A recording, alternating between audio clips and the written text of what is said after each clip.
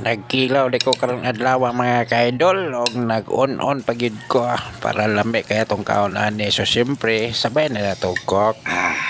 So introhan lang sa nato. It's the final countdown.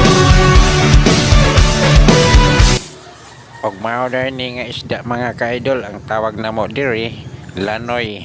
Og ako na siyang gilain-lain mga ka-idol kay ako man siyang unonon og kilawon.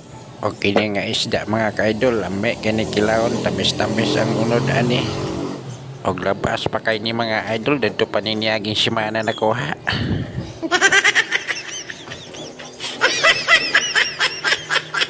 Og ako na dayon ni gipaspasan og limpyo mga ka-idol kay gutom na ra ba kayo. Gikan para bataan ni sa duty.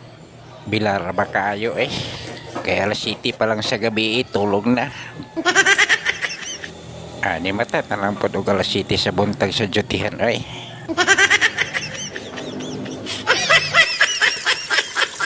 Manang lami kay kilaw kay nanghubag atong mata si kinatuloga sa dutyhan.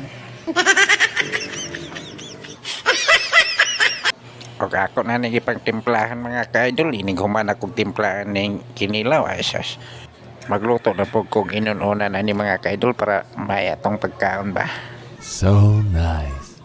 So tiwas-tiwas lang ni paglantaw akong video mga ka-idol basin ganahan ka. Pero kung dili ka ganahan, asas, pag-scroll na lang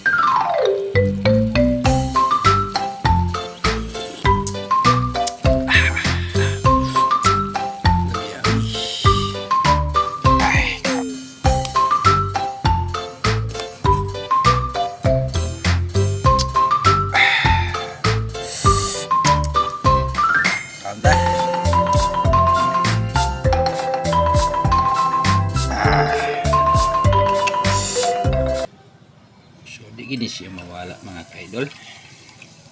Wag gini siya ang the best nga partner mga idol labi na magkilaw ta. Sa paghihulat. Kaon na ta.